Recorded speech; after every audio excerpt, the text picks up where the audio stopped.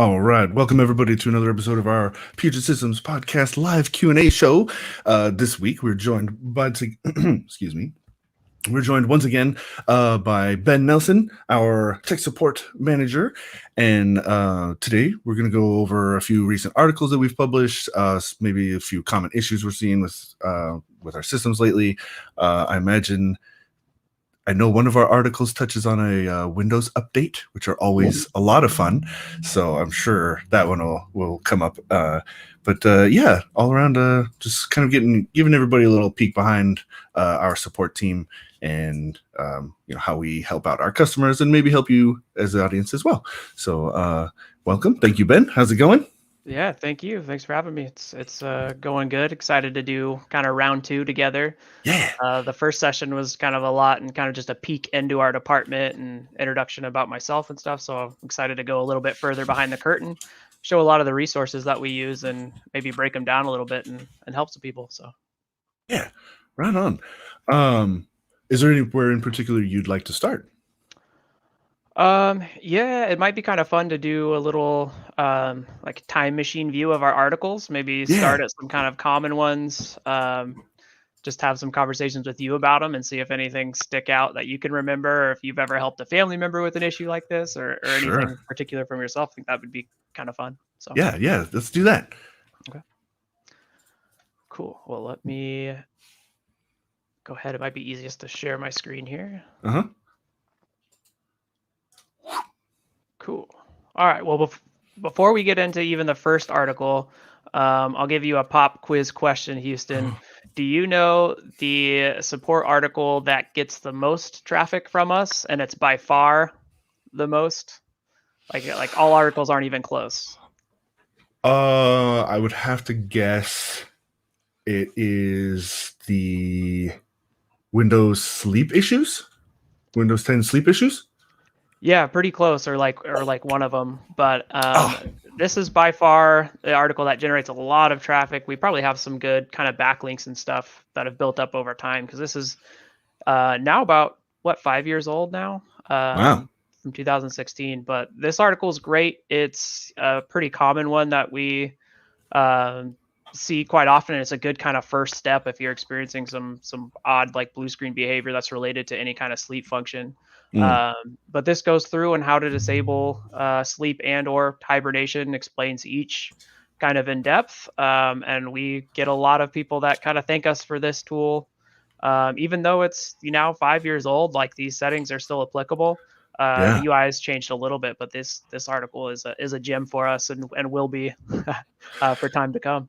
Yeah, no doubt. That does actually seem to be a really common issue that I see just on social media and things like that, devices like kind of wig out either from sleep, coming back from sleep, my external hard drive doesn't work anymore, or weird little issues like that.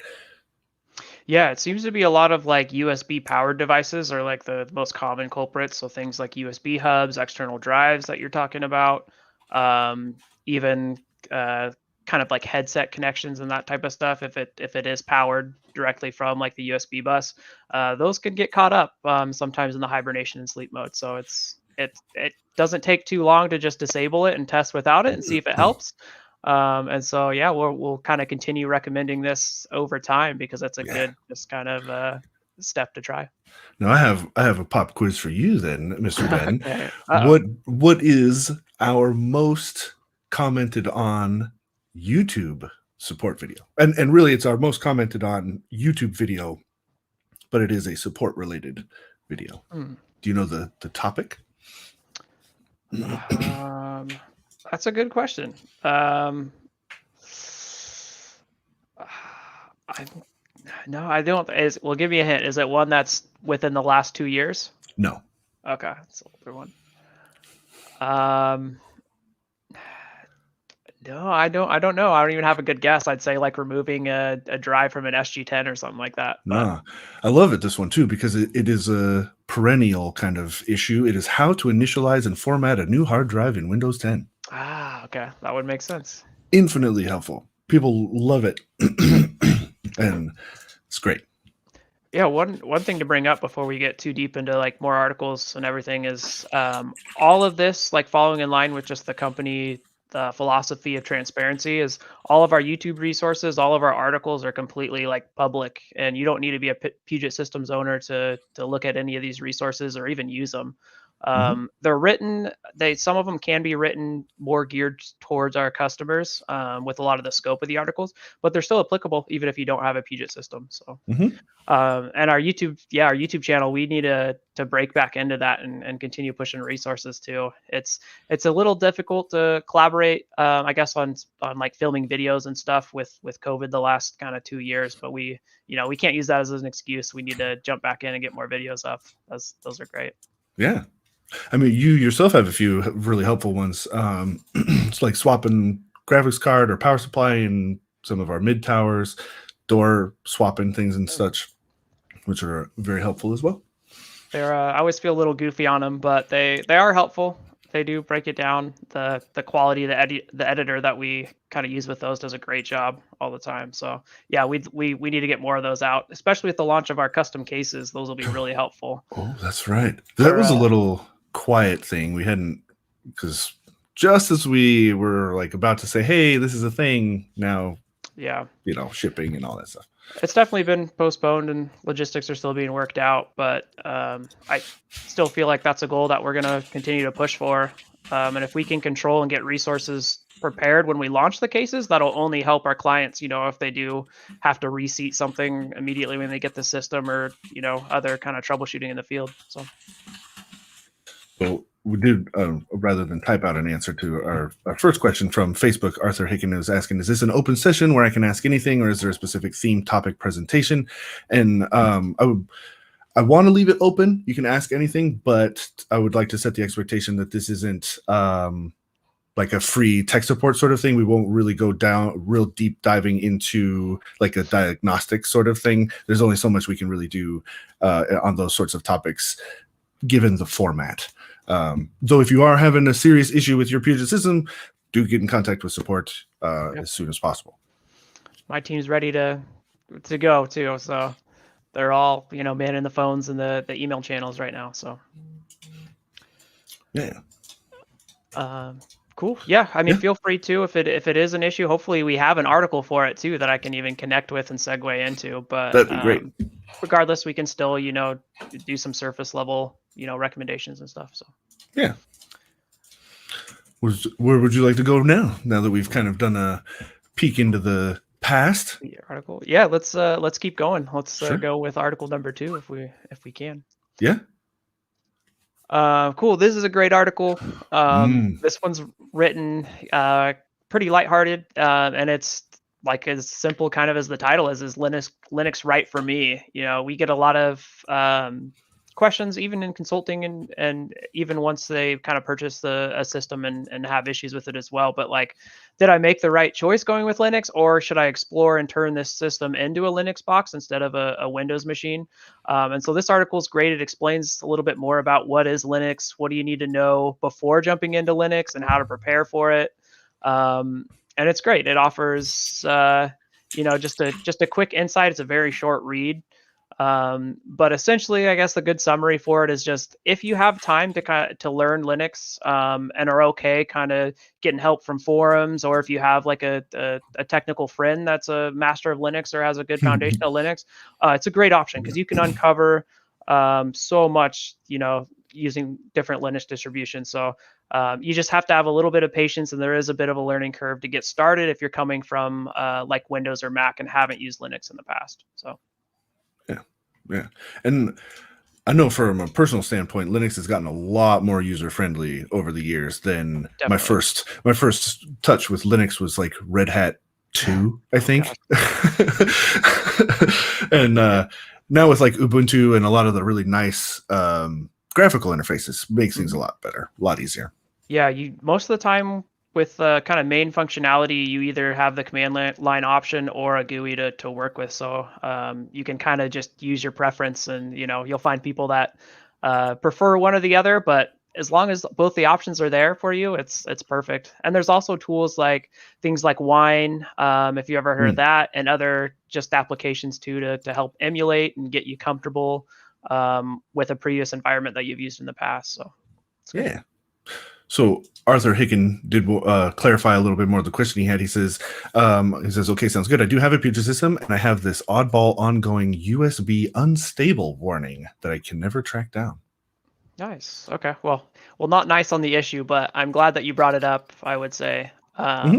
First off, I totally recommend reaching out to our support team to just to get a ticket going so we can make sure to get it figured out. Or and if you've reached out to us in the past too, we should have a history of all the communication. But um, yeah, what I'd kind of start with is seeing if we can tie it to any specific devices that are plugged into the system, like externally. If it is calling out like USB unstableness, it could be like a power delivery issue. It could just be connections or pens that aren't fully seated or connected. So there's a couple thoughts that come to mind, but the first thing would be kind of like isolating it either to a specific device or specific ports on the machine, and then kind of troubleshooting back from there. So, Especially if you have any extension cables. yep, extension cables can definitely cause those. So. Yeah, hubs too. Another comment from Twitch. Got hubs bad. But if it is, I mean, if it is, you're using minimal peripherals, just like keyboard, mouse, and that's happening directly in, then it could be a problem with those ports directly. So, good to kind of move to different ports. If they're in USB 2.0, try 3.0, for example. So, Yeah. Thank you for the question, Arthur. yeah. Right on. So, is Linux right for you, Ben? It's something that I enjoy exploring. Admittingly, I never spend enough time in it. Like I'll always install either through like VirtualBox or something. I'll get a Linux environment loaded up, use it for like a week, and then just go back to my comfortable environment of Windows. I do need to probably just like completely wipe Windows on my system and just be forced with Linux, and I would be happy using it. It's something that I personally would like to dedicate more time to learning. Our entire team has kind of a foundation understanding, and we have a couple members that are pretty well versed, like their home machines and stuff are Linux based and are pretty comfortable. But it's always something that I'd like to improve on, but I seem to kind of scoot it back every couple months. Yeah. So. Yeah. I have no interest in myself. No, yeah, no, not at all. I've been operating on Windows for like practically decades now, and I've had such minimal issues. Mhm. So, but yeah, Even though you have a close connection to the Master of Dawn for oh all yeah, troubleshooting. yeah, Yeah. nah, Cool. Well, yeah, I mean, yeah, is Linux right for you? Check out that article. mhm. Feel free. You can always. There's a nice thing with like most distros, but Ubuntu sticks out specifically. Is there's a try before you buy type function, so you can load the ISO on like a USB, plug that into your system. Not even use any resources or install it on your system yet. You can just see what the environment is and then determine, like, do I want to fully jump in the pond, or do I just want to keep my toe dipped in the water? You can actually, get a taste of that before going all the way. So, Oh, that's cool. And is there a process for that in that article? I believe we have a different one.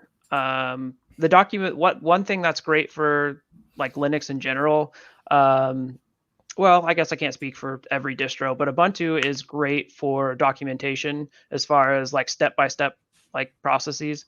Okay, So yeah, they have great resources, and of course, if you have a Puget system and are interested in this, like let us know and we'll get you started with those resources. But yeah, great step-by-step with pictures, documentation, and everything. cool. Right on. What's up next? Cool. Well, next is a fun one, I guess, during the time where we've now Oh, moved quite a ways, where most of at least the people reaching out to us that were on Windows 7, we're seeing less and less of those. So we're not getting as much requests for transitioning to Windows 10, which is good because Windows 7 security support did expire last year. So oh, nice. this is a great guide. Like even if you're currently on Windows 7 right now and you're like, oh, like most likely you're aware that it's expired, but this kind of goes into like what you can do, what are your options, how to check to see if you have like Windows 10 compatibility, if your hardware can support it. It's a good guide that just gives you some resources and even like a checklist of how to move all the way to Windows 10 as well. So Nice. if you could imagine, this was probably, I mean, this was a hot topic for us, Oh yeah. last year and even the year prior, as a lot of clients were ready to make the jump. It's tough. Some people, like to keep their environment as stable and as consistent as they can over the years, and so making a jump, even if it's from like Windows to 7 or from 7 to 10, is a big deal for them. So Sure. yeah, and there is still services too. If you like have to have Windows 7, there are third-party companies that you can pay to get security updates for. Oh, So there is some options, and we do have a couple of people that reach out occasionally that still are on Windows 7, but they're paying for the third-party security support. interesting. But that's pretty specific. Most of the time, that's for like companies. Sure. So it's kind of similar to, I know a lot of like ATMs for banks are typically on very old operating systems, Yeah, yeah. like Windows Vista and stuff, and Right. so it is kind of a specialty thing where it's catered support to them. So Sure. I know a few guys who they run these old HP laptops that still run XP, and they have to because like their diagnostic software, it just stopped at XP, and oh no, and yeah. so that's like they've built like their whole service and system around this one piece of software, and it's all they can use. Yeah, I mean, that's one of the biggest considerations, right after you determine if your hardware is compatible with Windows 10 is, hey, what's all the software am I using? Am I going to be able to use that in Windows 10? Am I going to be able to like emulate those softwares? Like, what do I do? Is there compatibility mode for it? That's a big hang up for people. So, but it is, our recommendation, like if you do have hardware support, is to move to Windows 10. If you're currently on Windows 7 is kind of our baseline. So. Yeah, yeah, and I know there's concern sometimes about like, oh, all the stuff that Windows is collecting from you and whatnot, as far as all of it. I mean, even just at the install of Windows 10, there's all those little check boxes of like, do you want to send this to them and this and that, and like, but I still think it helps. There's like a balance to be maintained of some of that and the security of the system. Very true. It's So, like privacy versus security almost. yeah. A lot of people just don't really love the layout of Windows 10, or they were turned off by Windows 8 when that Ooh. launched and how it was really Hmm. tile based and a lot of the UI and decision making there. So there are a lot of people that were very hesitant moving to Windows 10. But I will say it's Windows 10 is much more like Windows 7 than Windows 8 was, at Oh least. yeah. So but yeah, it's definitely is a transition nonetheless. So Yeah. Right on. cool. Well, all right. In Yeah. our What's article next? time machine, this is a great one.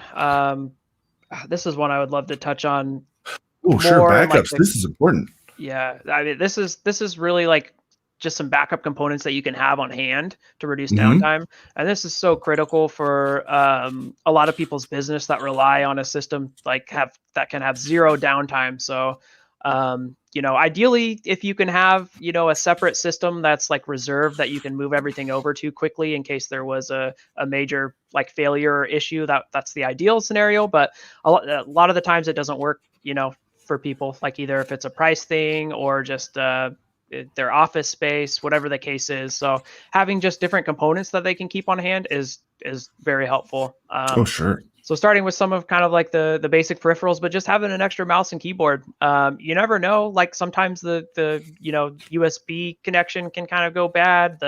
If it's a wireless and it's a dongle, that can go bad. Maybe there's some kind of interference going. So having like a wired keyboard and mouse handy is very, very nice. Some older systems need wired peripherals or like wired keyboard and mouse to get into the BIOS when they're booting up Hmm. instead of wireless. Sometimes it'll miss that key. So yeah, having a spare mouse and keyboard is huge, is kind of one of the big ones.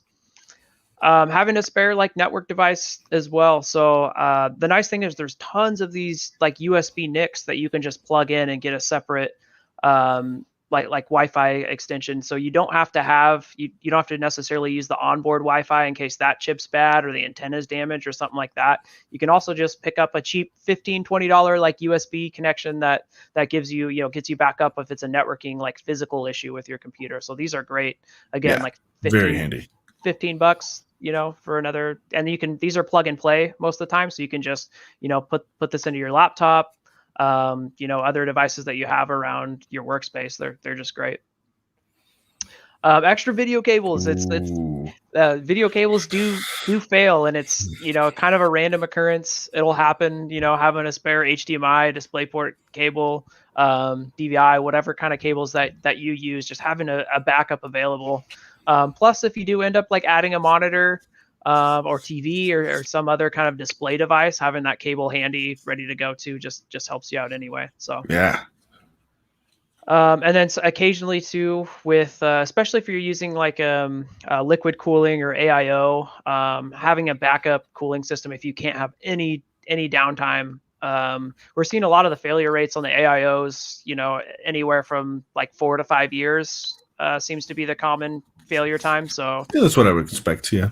yeah, and that's about like what they're rated for is like 3 to 5 for the most part. So we're seeing about 4 to 5 years. So if your system's getting to that age and you don't have a backup cooling option, it's a good idea just to pick up, air cooling is come a long way. So that's typically what we'd recommend.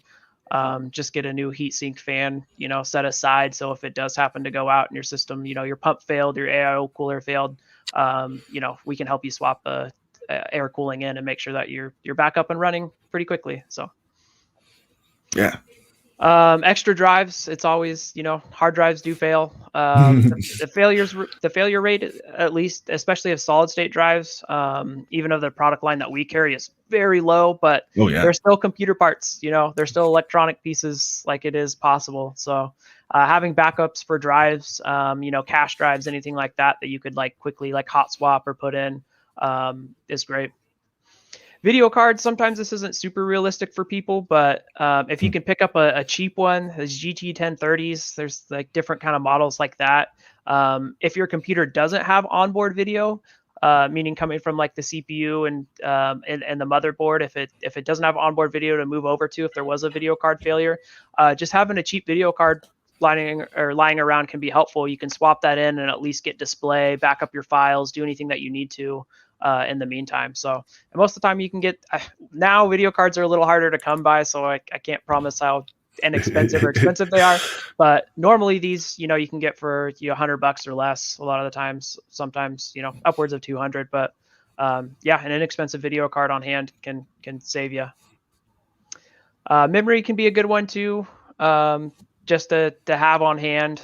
Most of our systems come with multiple DIMMs, so if one did fail, we can help pinpoint it, and most of the time you can still be operational at least on one DIMM, and we can help get that other DIMM replaced. But if you are using a system that's just like a single channel, only one DIMM, anything like that, it's good to have a spare one on hand. Most of the time it'll be in use if you have it on hand instead of but still, just having backup memory is always a good idea.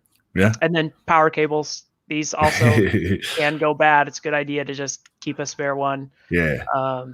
Lying around. Especially if you have pets. That's cats. right. Cats in particular tend to be cable chewers. It's annoying. Oh man, one of my favorite support tickets, I think it was last year or the year before, is we had a guy reach out, I think twice, and had like a rabbit chew up his cable. But the second email that he sent in, like the second time, was pretty funny, where he was just like, "Hey guys, it happened again. My nasty rabbit found the power cable." So yeah, always interesting. Lucky the poor thing didn't get zapped, man. Yeah, very true. You could short out through the insulation straight to the thing, man. My sister had a guinea pig. Yeah. I think it was a phone line though, so it's a little different. That's funny. Oh, so I'm gonna pop this one up. I'm not sure how the advice you might be able to give here, but RJ from YouTube, he says, I'm stuck. The prices of parts are skyrocketing. Is it a good idea to wait, or should I just get what I want? And if I'm gonna wait, how long? Oh, that's a good question, RJ. I've had a couple of my like personal friends, reach out to me, and it's the same thing. I've been telling them to wait, unfortunately, since probably October of last year. I'm like, hey, things are skyrocketing.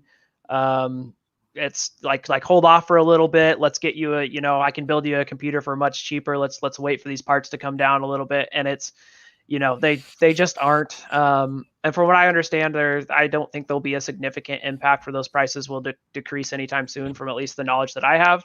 Yeah. Don't completely hold me to that, because I don't do a whole lot of purchasing or anything like that for our team.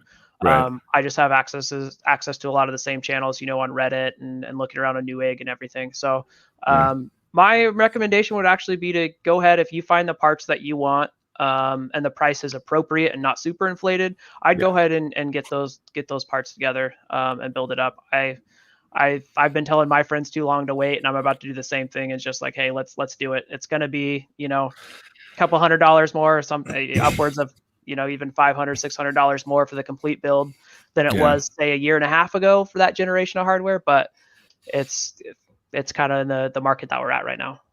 And I would tag onto that and say that there are fairly reasonable pre-built options out there through Yes. various system integrators like ourselves, where because a bigger company is able to absorb, because honestly, you guys, just like the scalping prices and stuff are not really that far off from what I've heard from distributors. Even like the further, even way up, all the way up the chain, everybody is charging a premium for parts. It's not just the guy next door on Craigslist or Best Buy.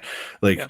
it's all the way to the top. And but because like a company like us or Dell or Origin or whoever, we tend to buy more at once, and we can absorb some of that cost a little better. And so if that is an option, it's something worth looking into. You can sometimes get pretty good deals, $1,200 for a PC that's got a 3070 in it, that kind of a thing. Occasionally, just keep an eye out. Plus availability, like you were saying, they have the channels to get like a lot of parts at once, where if you're buying just a single part, it can be a lot tougher to come by. So getting a pre-built option is typically a good idea right now. And then, RJ, I'm going to address your other questions right here too. Just, I won't pop them up because those are going to be questions a bit more for Matt. Matt Bach, he's our sort of Adobe content creation sort of expert. He had some questions about read-write speeds of media, and if using a SATA drive for cache OS and project files, things like that. So tune in. I don't have the exact date of when Matt is coming back, but keep an eye on our social media stuff, and that'd be a great question for him. I know I've been pushing on him to update his there's a drive configuration, like the best way to set up your drives for Premiere Pro article, and I've been trying to get him to kind of update that because it still references like Western Digital Reds and stuff. Yeah. So I think we just got an inquiry that tagged on that too. So Matt, if you're listening or watching, yeah, we'd love that. Yeah. So time to ask the question what you really need in terms of specs. Yeah, as far as parts and upgrading and stuff, yeah, definitely look inward and say, do I really need this? And kind of go from there. And as long as you get yourself a foundation that can be upgraded. So if you settle with like a lower video card, 1660 Ti or something like that, instead of going with a 30 series card, as long as you give yourself, you buy at least a 850 watt power supply or enough juice to like be able to upgrade that video card in the future too, then you're not just stabbing yourself in the foot and have a path to build upon in the future too. So you don't have to get the latest and greatest right now too. Right. So. All right, what's next? Cool. Let's do, man, we're already 30 minutes. This is flying by. Let's go ahead and do this. This one is kind of, I don't know. It's not, I guess it's interesting. not basic, but it is an important one. This is one of the most common issues. I think I talked about this on our last stream that we did together. Yeah. But like where to plug in your monitor, what cables to use. One of the most common kind of questions that we get on new systems is clients plugging into the motherboard video, in which on some configurations that's disabled or it's not even supported. And so always use your video card if you can, unless you have a specific build where it's necessary or it's a server and you need remote access to it or something, along those lines. But always use the dedicated video card for your monitor connections if you can. But yeah, this article is great. It breaks down the different versions of DisplayPort and HDMI. It can get kind of confusing on what's supported, how many hertz. Another common question that we get, and as 8K TVs are starting to become pretty popular, and clients are hooking those up to their Puget desktops and not getting like the refresh rate or even the resolution that they need. The first thing, and it's been the most common one, is just cabling. Make sure you have the right version of the whatever cable that you're hooking up to. So, and it's not always easy to tell by looking at the cable. Oh no, yeah, it is not at all. The best place, if it does come with, I know no one wants to read the directions or the documents that come with cables, but that's typically is the easiest place to find it if you're not sure when you bought it. So, and also same thing too with just on the topic of hooking up like 8K TVs, since those tickets are always interesting, is a lot of the times there's different ports on there. Like there's 2 HDMI ports, 2 display ports or something like that, and they're rated for different refresh rates or resolutions on there too. So also make sure check the TV documentation to check like which port you want to use to achieve the desired resolution refresh rate. So yeah. Oh, that's good to know. I wouldn't have thought that the different plugs on the monitor or screen itself would be for different purposes. I figured they'd all be the same. Yeah, it's interesting. My guess is, to prioritize what type of functionality on the TV and ensure there's opportunity costs. So they're trying to leverage, hey, we can only do one of these ports or something, but we still want to provide, an additional connection. So yeah. But yeah, always check. I know nobody likes to read through the manuals, but those manuals are helpful when it comes to ports and connections. So cool. Well, let's keep going. If you're not bored, I'm not. So no, let's go. We'll keep going. Okay. This is a good one. Yeah, this one's awesome. Speaking of Matt, this application, I'm pretty sure he created this, but this is a nice utility that just backs up your Adobe preferences. So this is really helpful for like diagnostics. If you think that you have like a preference problem, but you're not totally sure, well, hey, use this quick utility. It takes like, less than 30 seconds or whatever most of the time to back up your preferences. Then you can delete them and like try with fresh preferences, and it's a great troubleshooting step. So we have this article built into some of our other kind of recommended system troubleshooting articles that we have, because this utility is awesome. It's you can use it and very, very quickly. It doesn't take a long time. So I like that. Yeah, this one's I like it. I like these kind of, well, it's not, I guess it's third party because we make it, but these little tools and stuff that we've created are just really fun and got no fun, but like, it's cool that we've made these to help out and just offered them out there, for anybody. Yeah. I mean, most like content creators, their time is very valuable. So if we can save them, a couple minutes and not have to manually do all the backups, or use a different tool that takes longer, like here's this one, it's super user friendly, really easy to use. And yeah, it's a great tool. I couldn't imagine trying to do this. I mean, I guess it kind of shows you the path, but man, I wouldn't even know where to begin to find where these preferences are hiding to do it manually. So yeah, thanks for doing all the hard work for you. Yep, it's nice. Utility is awesome. Yeah. Cool. All right, well, on to our next one. It's a Bluetooth article. Yay! Oh, geez. Have you ever had Bluetooth issues, Houston? Yeah. Good, because so has most of the world. No, I mean, Bluetooth's a great, a great kind of wireless connection service as a whole. Pretty similar to Wi-Fi. In fact, it uses the same antennas on a lot of our systems that we have. The antenna will both send Bluetooth and Wi-Fi signals. So this is just a guide on like kind of step-by-step what you can do to troubleshoot. And honestly, my favorite recommendation on this entire article is this one here, clearing power. You'd be surprised how many times this fixes Bluetooth issues. And this just a lot of the times we're finding where there's like a charge, that's staying on the Bluetooth chip on the motherboard. And the only way to completely reset that and to get Bluetooth functionality working properly is to completely clear the power. So like power your system all the way down, unplug the power cable, tap your power button a couple times to remove all residual power. And you'd be surprised how many times, if you're having like random dropouts over Bluetooth, this is always my like number one start, and you'd be surprised how many times this fixes it. So it's never ceases to surprise me or kind of amaze me. Like we're in the future, right? Like this is amazing technology that, supercomputer in your pocket. We're able to, create fake scenes that look photorealistic. And yet most of the time, have you turned it off and back on again solves so many problems. Still works. And I think as things get more and more complex and more tiny and all these different moving parts and stuff, whether they're really solid state or moving is besides the point.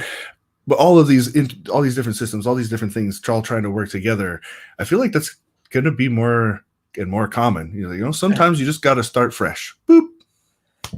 Yeah, I mean, all it takes is, one thing to not communicate properly, and just to kind of screw everything up. So sometimes, doing a complete like a restart or starting from scratch, completely clearing power and stuff is the best way to go. So don't keep that mindset once in a while. If you're, like banging your head over why you can't figure out your Bluetooth issues, like start with clearing power first. And then you can move on to, like running the Bluetooth troubleshooter, checking out some settings, changing your drivers. So proximity is a big one too. Bluetooth is pretty short range, especially compared to something like Wi-Fi, like the 2.4 and 5 gigahertz band. So it's, also understand that you can't go all the way across the complete other end of your house if you have a mansion and are trying to still, connect your Bluetooth pointer device or something. So you got about 30 feet, I think is the spec. Bluetooth troubleshooter, I know a lot of people hate like the Windows troubleshooters, but this one can be helpful. It can also just help give more information. Like if you're working with tech support or something, sometimes you'll get errors or specific codes that are helpful. I know the troubleshooter, especially like a lot of like Windows troubleshooting services have like the rep where it's like, oh, that didn't help at all. That was a waste of time. Right. And occasionally it still will, but the Bluetooth troubleshooter has been helpful for us. So hopefully, it's good to hear. This article kind of helps people out with Bluetooth issues in general. They'll still always be present, but I mean, there's a lot of times where you won't have any issues and you've been using a Bluetooth mouse for the last 2 years and not had a single disconnect besides when your batteries ran out or something like that. Right. So props to you. So yeah, right on. Cool. Okay, cruising through. This is a big one. We get asked all the time, what like antivirus do you guys recommend? What would you recommend using? Do I need another antivirus protection on my new computer? That's a very common question that we get. Sure. And it kind of always will be. Everyone wants to be very cautious, secure with their use. But our general recommendation is to use like the Windows Security Center, like Windows Defender, that's built into Windows 10. We found that just the protections, it's built in directly to Windows, so it's more compatible with updates and features that come out with Windows. They're at least testing for this. Some like third-party software. It's really easy to break things. We also don't recommend having multiple virus protections together or antivirus because they can often fight each other. That being said, if anyone's listening to this or you currently have like multi antivirus protections like running and you're not having any issues, then don't worry about it. You're probably just fine, but it is one thing to consider. Like if you do run into kind of some weird sluggishness all of a sudden and your like CPU load is spiking, and then you look at your task manager and you're saying, oh wow, the Windows Defender and Malwarebytes or whatever are fighting each other, then it might be a good idea to disable one and use the other. And that's true too if you don't use Windows Defender and you just use Norton or something else like that. and you're not having any issues and things are going just fine, then you don't need to change it too. Keep rolling with it. It's just our general recommendations. You don't typically need to pay for antivirus. Since Windows 10 released as a whole, and Windows 7 had their own security center, Microsoft Security Essentials, I want to say is what it was called. It's Something been like a that. while. And that was great. They did have one breach early on, but since like correcting that, they were just good to go since then. And a lot of defenders built on Security Essentials are like similar UI and similar algorithms and everything. So yeah, I would, our general recommendation is to use, the built-in Windows Defender as a whole. I'd like to tag on to that too and just recommend first level of defense is just good internet practices. Yes, You know, absolutely. don't click on weird stuff that your great aunt sent you from Facebook and most websites, I think actually like most everywhere is HTTPS now. Your browser will warn you if something looks a little hokey, like trust that, or at least with a healthy dose of skepticism. If you think, oh no, I know what I'm doing, that's honestly to me that's kept me virus free since Windows XP. Just don't be weird. Websites in general are like sketchy websites aren't really the problem. It's links that you're clicking on that are going to be the problem. If you typed it in yourself, you're probably okay. That sort of a thing. And also don't pay for those compromised messages that come up that say your PC's compromised. You need to pay me, either 2 million Bitcoin or $2,000 now, or I won't release your computer. Yeah. First off, don't pay that.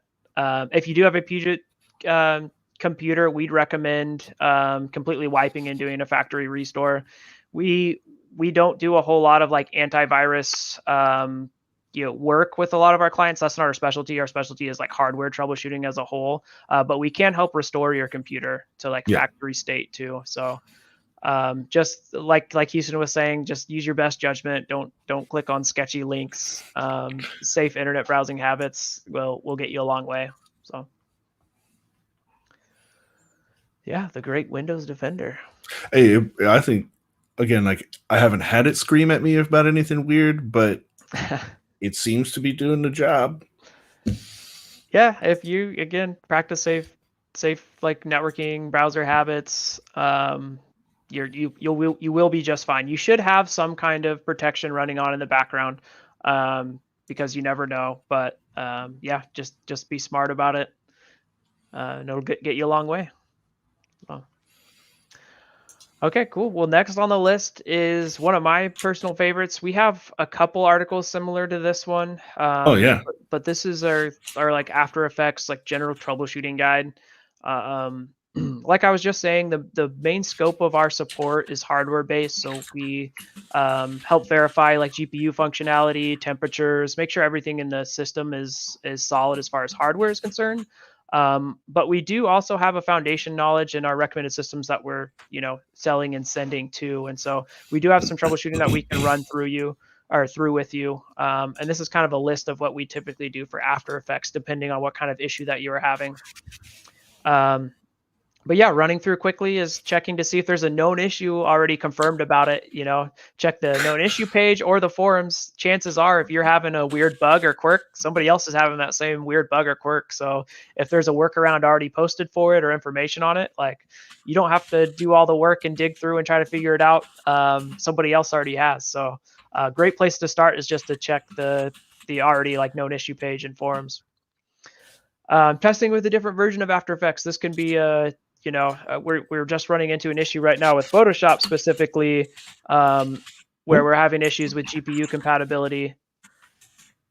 And the solution or workaround right now is to roll back a version. And so this is a pretty key one for all the Adobe Creative Cloud apps as a whole. Just test with a different version. You can install multiple versions alongside each other too. So it's pretty easy to go back and forth between them too. So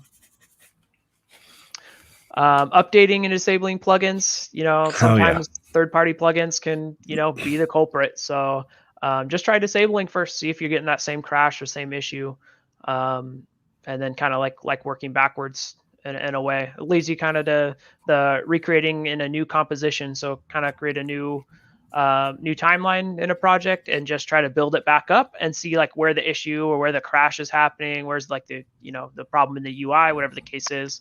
See if you can create that in a different composition and kind of like work from the ground up to see if something specific triggers it. Resetting the preferences, we saw the CC preference utility earlier that you can easily back up and clear preferences using that utility, which is linked to right here.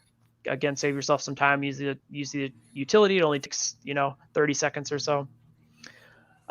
Purging memory and disk cache, especially if you have any like temporary files that are Ooh, sure. being a pain. This is a great idea, and just troubleshooting method overall is just to reset those, make sure it's like working on fresh disk cache. So if you're still unsure, like, hey, is this a hardware issue? Is it just my project? Anything like that? The benchmarks that we have for recommended systems are awesome. And this is what support uses a lot too, because sometimes we're not sure, like, hey, is this a hardware issue?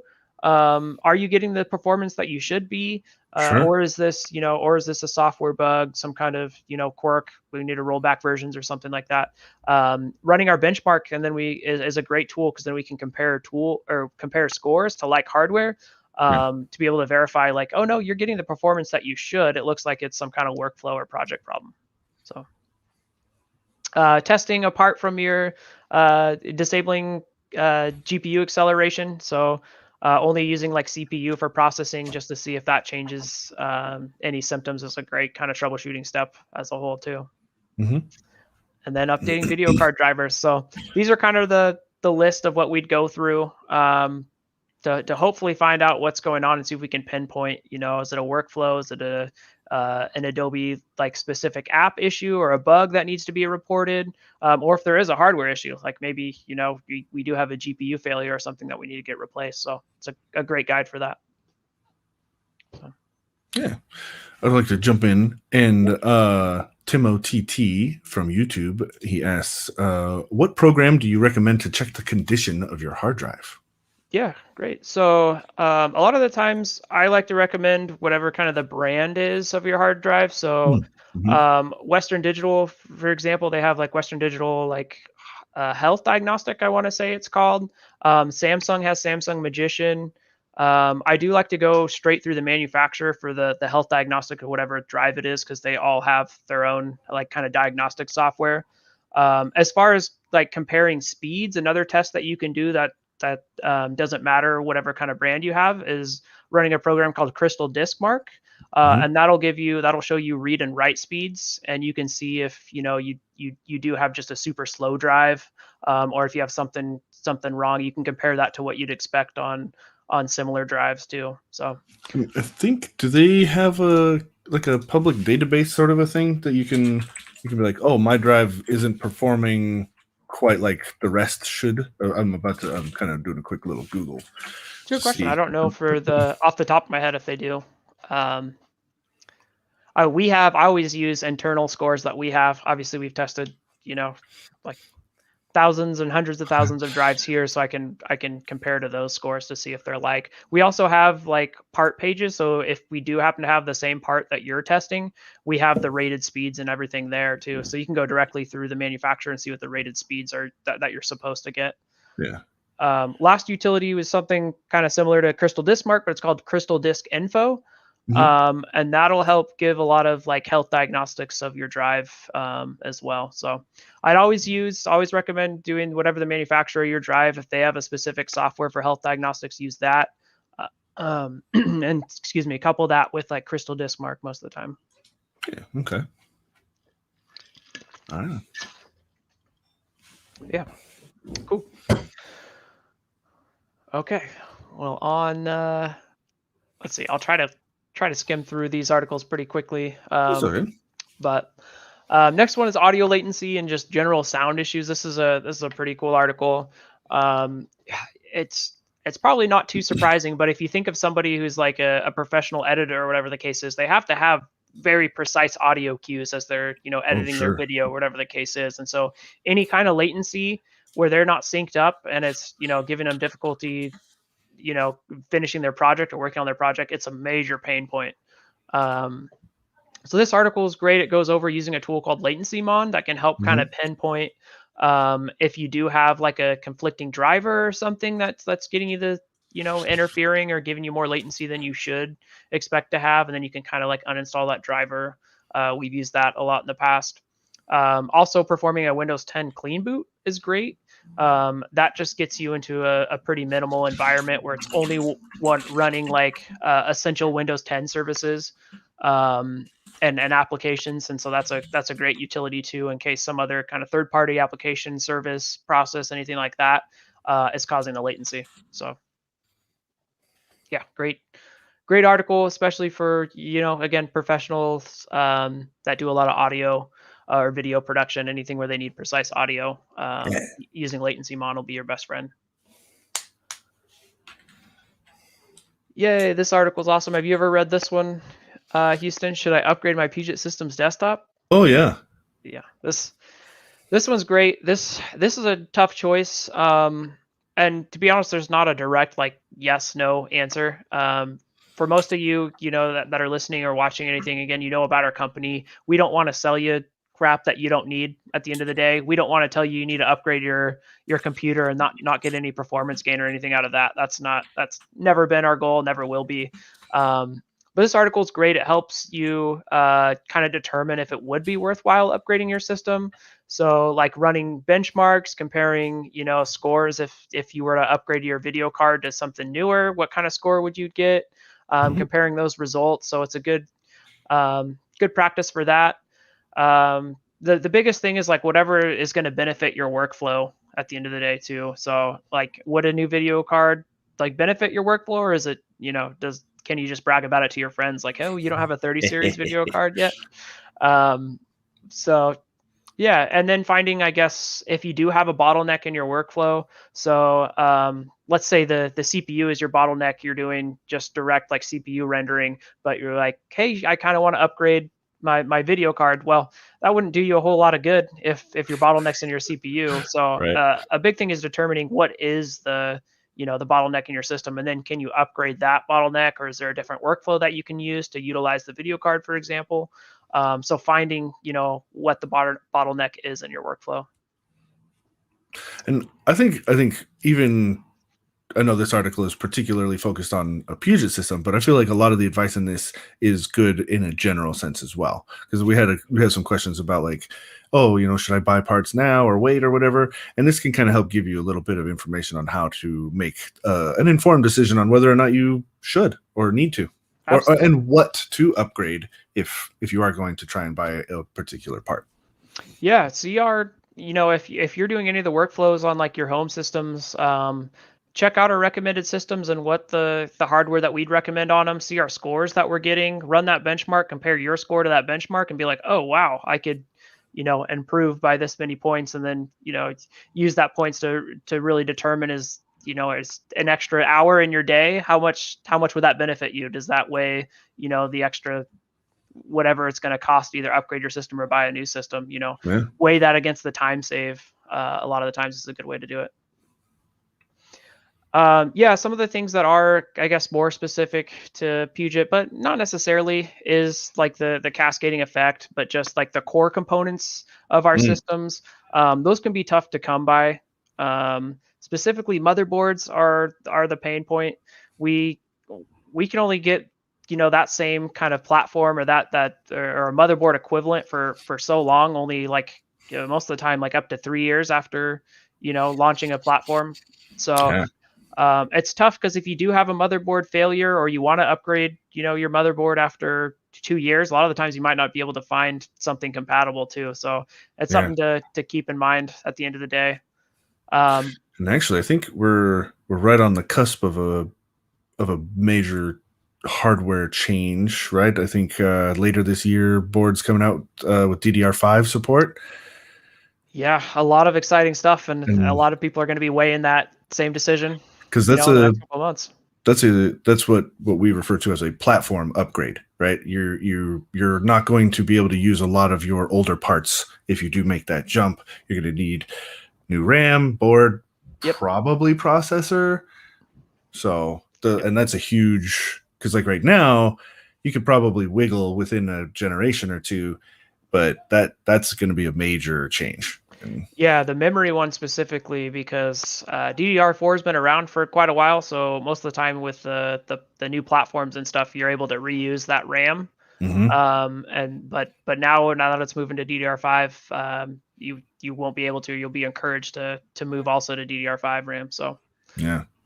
it's yeah, definitely something to consider. Um, but yeah, this article is great.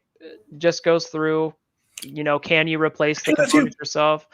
Oh, that's younger Ben, from earlier in his days. But do you feel comfortable, replacing those components yourself if you're gonna get a new system, or if you want to watch one of my cheesy videos on how to, replace your hard drive in an old chassis? But this is also a pretty cool thing that Chad put together was just to keep in the back of your mind if you are planning to perform an upgrade, you can think of like a weighted scale, and if you're upgrading more than 60% of the system, then it's probably more beneficial to get a new system instead of repurposing your old build too. So, and then he kind of broke things down. um, so yeah, pretty good article just on upgrading in general. Yeah, that's a good um, one. I know we don't have a whole lot of time left, so if you want That's to, okay. do we want to wrap up with something else instead of? Here's an interesting opinion question. I'm wondering your thoughts on this. Timo on YouTube was asking, "What do you think about hard drives with a warranty of only 2 years?" And that's a new one to me. I haven't encountered that sort of thing. So I suppose it's a little bit more of off the cuff. Yeah, it's tough. I guess my opinion comes from what experience I've had with that specific manufacturer in the past. So when things change, I guess to a 2-year warranty, that does kind of rub you the wrong way, because most of the time it's been 3 years plus, and Yeah. even more likely in the lines of like 5 years for a lot of drive warranties. So yeah, you know I can't speak too far into it, but I would just go with what your uh, I guess experience has been with that manufacturer and their warranty process in the past. A lot of manufacturers will still make exceptions Hmm. too, so you might be able to get some wiggle room there, or go to a different manufacturer that you can find a better warranty with, and then just have that peace of mind knowing that if it does fail, okay, sure, I paid $40 more, but I can get a direct replacement right away. So Hmm. cool. Yeah. I'd say it kind of is it's the cost benefit analysis, right? Like how much are you using that drive, mechanical versus SSD, um, your read writes, that sort of thing. Like how much load are you really putting on the thing? How mission critical the drive is going to be. Um, there's so 2 years. It's honestly it's probably going to live longer than that, but uh, yeah. Also, the cost of storage isn't too crazy, especially compared to other computer components. But worst comes to worst, you buy another. Let's say it's a 1 terabyte M.2 NVMe like drive. It's you can still pick another one up for a couple $100 at the most. So I mean, weigh that cost into what you're expecting for the long term goals of that drive as well. So Yep, yep. What's next? cool. Do you still want to keep going? We'll do one more. Let me see. Do do do. Okay, this is a good one to end on, I guess, Ah, just yeah, as a great. whole. To back up or not to back up? Always. Spoiler: Chad gives you the solution directly in the title. Um, but yeah, I mean, this comes in a lot. A lot of the times you're like, oh, I should have backed up, and you're like retroactively looking and wishing that you would have set up a backup in the past. We have quite a bit of articles on like backup solutions, softwares that you can use. This is more of just like a general, what to back up, examples of like critical data that you wouldn't be able to recover, personal photos, videos, any like active projects that you're working on that you don't have in multiple places. um, yeah, make sure that you have those backed up. If you've learned one thing in this hour, or make sure to have your critical information backed up in at least a couple of places. Our recommendation for supercritical data is to have it located in 3 different areas: one on your system, one either backed up to like a NAS or external storage solution, like still in your house that you can, connect, disconnect, and then somewhere elsewhere, like at a data center or something, if it's very mission critical or project based. So, yeah, it's a very quick Also, run through. I don't know if it's mentioned in this particular article, and I feel like it is, but I also like the idea of keeping your libraries, your library file folders on a secondary drive off of the OS drive, so that if you do have to reinstall Windows, you don't have to worry about like your pictures folder, your documents folder, your downloads folder, all those extra stuff. For me, at least, blows my. I have so much stuff just hiding in the downloads folder that I still work with like regularly, and I'm sure that's bad practice. But if my main drive goes kaput, I'm going to be hosed pretty bad. So I don't know where I remember seeing that advice, but I thought that was pretty clever and helpful. Good advice. Yeah, at least just creating a exact replica and copying it over to a different drive too. And a lot of backup applications will like look to see the differences between 2 different folders and then add the whatever's changed. So like incremental backups for the most Right. part. So that's always very helpful. So Yeah, awesome. That brings us a little bit over our hour. Perfect. cool. Awesome. So yeah, that does bring us a little over our hour, and so we're gonna wrap it up. We're gonna say goodbye. Thanks, Ben, for joining us today, taking the time out of your Friday afternoon to give us a little rundown on some of our latest support articles and taking some questions from the audience and stuff. And so thank you very much for that. Yeah, thank you for having me, and thank you for everyone that tuned in. Hopefully, the rambling wasn't too bad, and you had some fun or learned a couple things or whatnot. So Yeah. yeah. Yeah. And I will also tag onto that. Yes, of course. Thank you to the audience as well for joining us today. How much can be coil wine? I'm not sure the question there. Like, how bad is coil wine? Well, we'll have to address that another time. I'm sorry, Timo, because we do have to wrap it up. Thank you guys for joining us today. It's always a pleasure to have you, the audience, and our guests as well. We do this every Friday at 1 o'clock Pacific Standard Time. We have quite the variety of content coming out on these live streams now. We have various members from internal the company, our labs team, support consultants, as well as external experts, folks that we either clients that we've worked with that are experts in their field, or just in general external experts that to give you guys a peek behind the curtain of how they do their work and how we help them to accomplish that. So Fridays 1 p.m. Pacific, and yeah, we'll see y'all next time. Bye.